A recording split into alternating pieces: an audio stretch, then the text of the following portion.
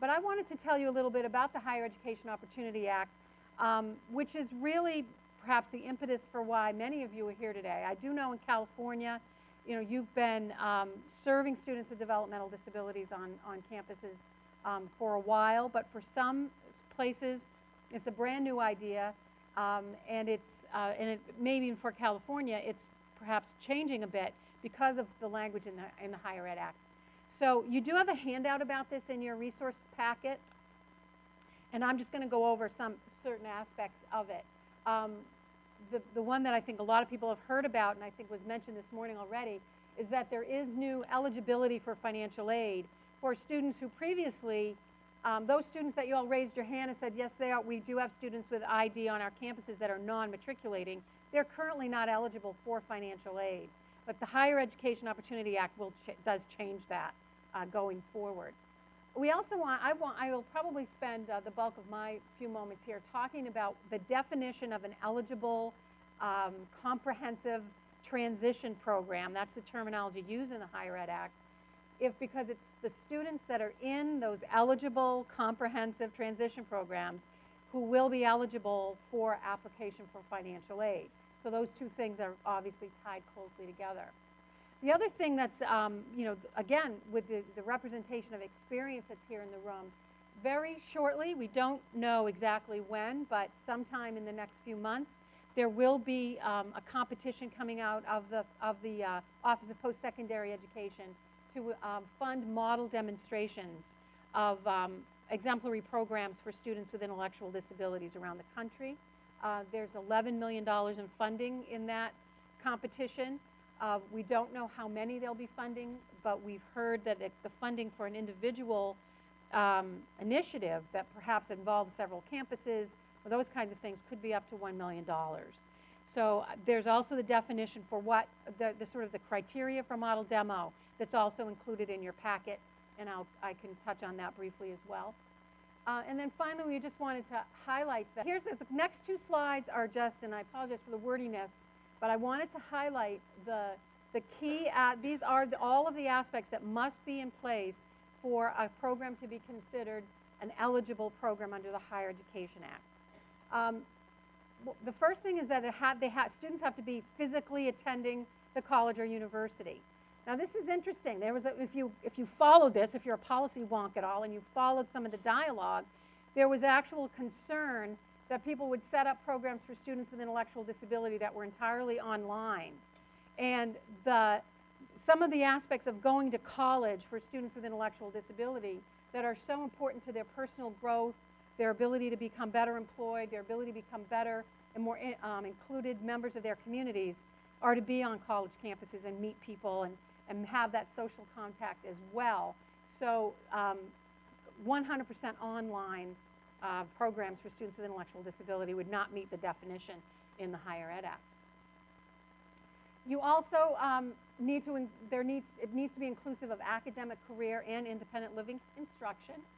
And the point of the programs is to prepare for gainful employment, is what the law says, and gainful employment. And everybody this morning has all been sort of reiterating that that's the point. The point is that people go to college to get a job, a better job than they might have had. And that's the point of these programs as well. The programs have to include an advising and curriculum structure. And what that will actually operationalize at is one of those things that we'll be figuring out together. And it needs to, for sure, provide students with intellectual disabilities the opportunity to participate in academic settings with students without disabilities. So the program, and I think we could go to the next slide. It has to have at least 50% of the time that students are participating in the program needs to be focused on academics with students without disabilities.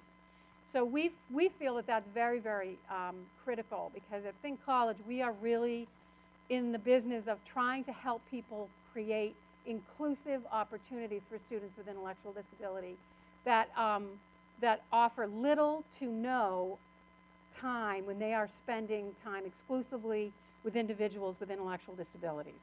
Those are our values, that's our philosophy. That's the philosophy of the Administration on Developmental Disabilities that funds our project. And so that's very important to us. Yes, can participate in the academic aspects of the program.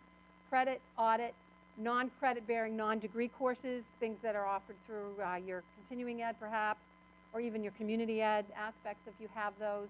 And then also participation in work, training, would all be considered as part and parcel of that 50%. Yes? Still has a lot of the other requirements. One of the major funding sources for these students is going to be Pell Grants. Pell Grants are an income eligible program, and they remain an income eligible program for students with intellectual disability. So a middle class kid with an intellectual disability isn't really, this isn't really going to assist them. An adult with a developmental disability, because unfortunately, many adults who live in our communities who have developmental disability or intellectual disability are in fact living at the poverty level or a little bit above because they are underemployed. So those students, this is really maybe a great assistance to them to get them back into school to learn something and help them get a better career. But so those income eligible issues, which so many students struggle with, and I think it's an interesting point you make about the level of independence. Some students with intellectual disability may have some level of guardianship even over the age of 21. And how does that affect this? And these are all things that people are currently considering. We do have a slide later on, which Deborah is going to talk more about a lot of other ways to think about how to fund these programs, because the financial aid, although it's good news and it's kind of a new change, is certainly not going to be the answer for everybody. So that's a really good point. We will talk a little bit more about that. We were able to find 20 programs across the country, and it was all word of mouth. There are now, we're aware of over 250 that support individuals with intellectual disabilities and or who also have autism. And that's across 41 states. So it's a fair number of states are involved now. 38% are 2-year and 51% are 4-year. This is flipped. It used to be there were more 2-year than 4-year. So it's interesting to see how this is changing over time. 12% are technical or trade schools. Even up to 2 years ago, it was only about 6%. So this has doubled. So it's interesting. It's starting to really grow. 39% provide residential options. This has drastically increased, and I think that's because the 4-year option has increased also. In many community colleges, I know in Massachusetts, the community college system, none of them have residential options. So that's great to see that. And there's 54% of disability services are providing supports to students with intellectual disabilities.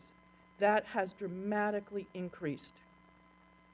So who's from Disability Services? You should be applauded.